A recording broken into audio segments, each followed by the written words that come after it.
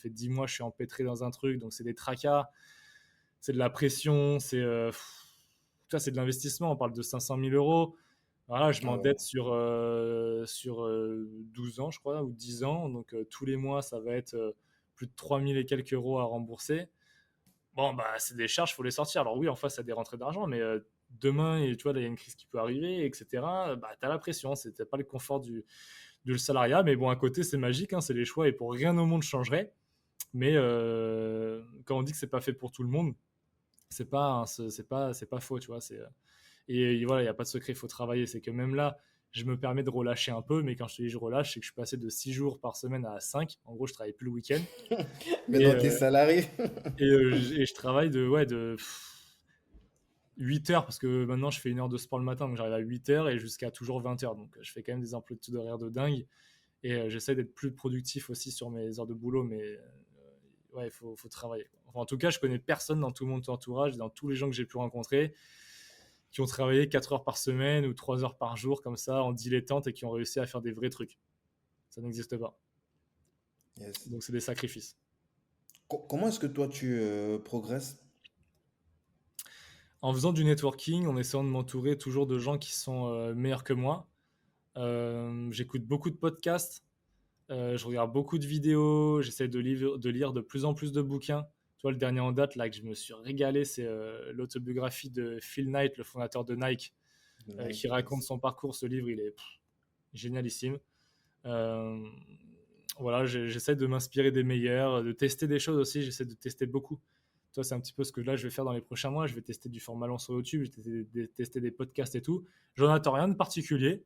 Je le fais vraiment pour m'amuser. Je vais gagner en expérience. Si ça marche, tant mieux. Ça marche pas, pas grave, je ferai autre chose. Mais j'aurai quand même pris en expérience, j'aurai monté en compétences. Et ça me servira pour le futur. Donc voilà, je me prends pas trop la tête à ce niveau-là. Et en fait, j'y vais, je réfléchis pas trop.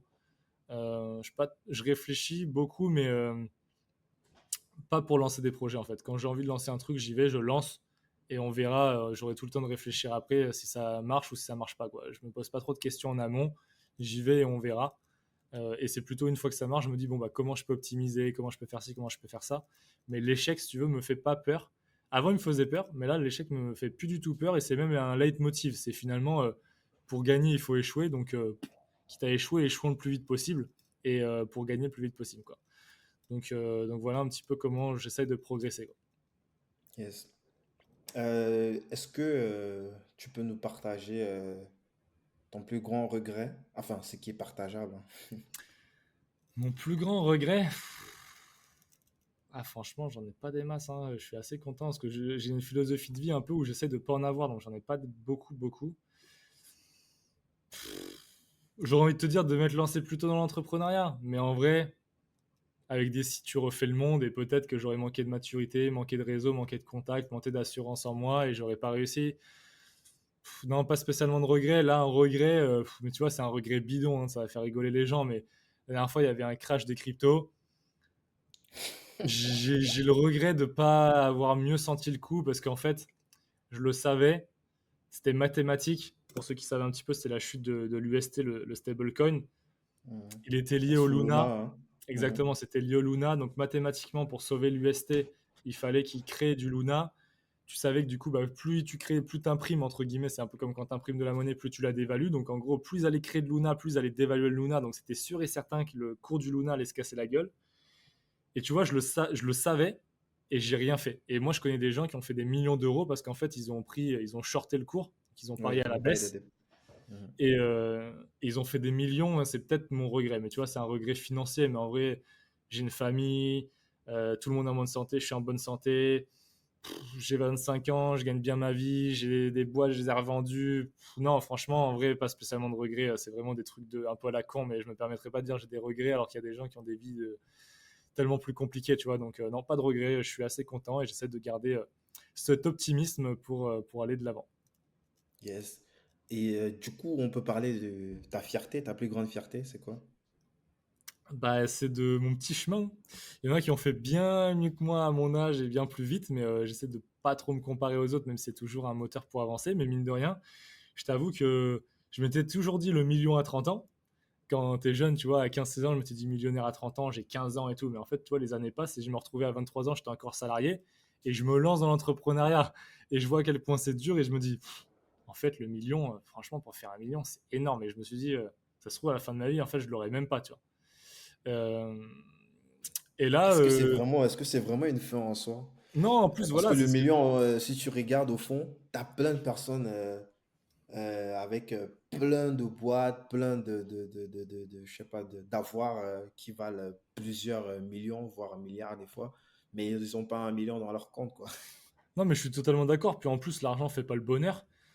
Mais tu vois, tu me demandais une fierté, j'aurais pu te dire bah, la bonne santé, la famille, etc. Mais bon, je vais pas revenir sur ça. Évidemment que je suis super content, mais sur une fierté entrepreneuriale, puisque c'est un petit peu ce qui régit ma vie, l'entrepreneuriat, bah, c'est un petit peu le chemin que j'ai pu faire et d'avoir été bah, de plus en plus loin de mon objectif et finalement, 2 ans plus tard, d'avoir vraiment bah, eu un alignement de planètes qui m'a été favorable, avoir bien travaillé, avoir réussi à faire des choses qui fait que bah, là, je m'en suis drastiquement rapproché et que je le tiens en ligne de mire. Donc, je suis assez content de ce que j'ai pu faire là, en mon petit bonhomme de chemin en 2 ans. Et j'ai hâte de voir la suite et je vais travailler pour que ça soit mieux. Mais franchement, tous les jours, je touche du bois pour me dire bah, c'est ouf ce qui s'est passé ces 2 dernières années. Et je suis hyper content, hyper grateful, comme on dit en anglais. Là, je remercie tous les jours ce qui m'est arrivé parce qu'en vrai, je sais que je suis un chanceux et qu'il y a plein de gens qui font, qui testent, qui sont bons, intelligents, qui travaillent et à un moment donné, c'est pas pourquoi ça marche pas.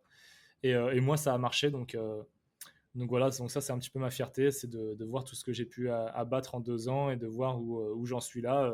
Il me reste beaucoup à faire, mais je suis très content de ce que j'ai fait jusqu'à présent. Yes. À part le bouquin de la bibliographie du créateur de Nike, t'aurais un autre bouquin à nous recommander? Ouais, bah moi, entre guillemets, ma bible perso, c'est Père riche, Père pauvre. C'est vraiment le bouquin qui m'a Robert Kiyosaki. exactement, j'adore Robert Kiyosaki. C'est vraiment le bouquin qui m'a changé de mindset sur justement la peur, la vision de l'échec et aussi sur l'investissement. Avant, j'avais très peur de l'échec parce que j'étais un peu élevé à l'américaine, genre en mode entrepreneurial de mon vision de mon père et dans le sport. L'échec, on déteste ça, mais à tel point que du coup, je détestais, mais j'en avais aussi peur. Donc du coup, bah, quand tu as peur de l'échec, c'est pas bon parce que des fois, tu préfères ne pas oser par peur d'échouer. Donc en fait, bah, tu restes sur ta zone de confort et c'est là où en fait, il se passe rien. Donc ce bouquin m'a pas mal aidé sur ça, à relativiser et à se dire en vrai, franchement, on s'en fout d'échouer. Parce que échouer, si tu n'abandonnes pas, c'est finalement pas un échec. Parce que tu peux échouer et rebondir et continuer jusqu'à temps que tu ailles chercher le succès. Donc ce livre, il est génial. Et aussi sur la vision investissement. Avant, j'avais très peur de perdre de l'argent parce que j'ai été éduqué en vision Un bon père de entrepreneuriale, famille. mais 1 euro, c'est 1 euro, tu vois. Mhm. Chez moi, mon père, il a fait que de l'investissement immobilier, donc il a un beau patrimoine immobilier, mais 1 euro, c'est 1 euro et je peux pas te permettre de le perdre si tu peux, entre guillemets, le faire fructifier. Et aujourd'hui, je suis beaucoup plus dans mes prises de décision, je prends des risques bien plus grands et je sais qu'il y a peut-être des dizaines de milliers d'euros que je reverrai jamais. Mais Mhm. il suffit d'un coup qu'ils réussissent pour que je fasse un x 100 et qu'ils remboursent tous les autres. Tu vois. Donc je prends beaucoup plus de risques qu'avant et en vrai, j'en ai bien moins peur et ça m'a aussi permis de me détacher de l'argent où avant, ça régissait ma vie, j'ai apporté beaucoup d'importance à l'argent et maintenant, je vais pas dire que je m'en fous, mais en vrai, du moment que je puisse payer mon loyer et mettre de la bouffe dans mon frigo, moi derrière, tu sais, je vis de rien et je suis avec mes potes, je regarde du sport à la télé, je travaille et j'ai pas besoin d'1 million pour vivre. Tu vois. Donc en vrai, ça m'a pas mal, ce bouquin m'a énormément aidé. Et après, un autre que j'ai lu cet été que je trouvais génial, c'est Ne pas couper la poire en deux, ne jamais couper la poire en deux, de On m'a Chris déjà Voss. recommandé ce bouquin. Ouais, c'est un négociateur du FBI qui a géré toutes les plus grandes crises de terroristes au monde et tout. Et en gros, Mhm. il explique Il a une tous les... formation même sur masterclass.com, si je ne me trompe pas. C'est possible. Ouais. C'est possible. Je t'avoue, j'ai pas vu sa formation, mais Chris le livre, Voss. Ouais. il est génial. J'aime bien. Là, en ce moment, je lis les 40 lois du pouvoir. Après, des bons livres, il y a Influence et manipulation que j'ai lu. Bah, tu vois, souvent, ça tourne Robert autour des livres Cialdini. business, développement personnel, ce que je lis. J'aime bien ça. Yes. Est-ce que tu aurais un dernier mot pour cette génération, pour notre génération? Quelque chose d'impérissable, une bouteille à la mer. Ben moi, un peu mon leitmotiv, c'est on n'a qu'une vie. Et je pense qu'en fait, par tous les moyens, il faut la kiffer. Donc moi, ma voie, entre guillemets, par laquelle je la kiffe, c'est l'entrepreneuriat. C'est un petit peu mon pourquoi, la liberté, etc. Mais il y en a d'autres, c'est pas du tout ce qu'il leur faut. Et en fait, il faut juste faire une introspection, s'écouter, savoir ce qui nous plaît réellement. Et en fait, aller vers ça, quoi.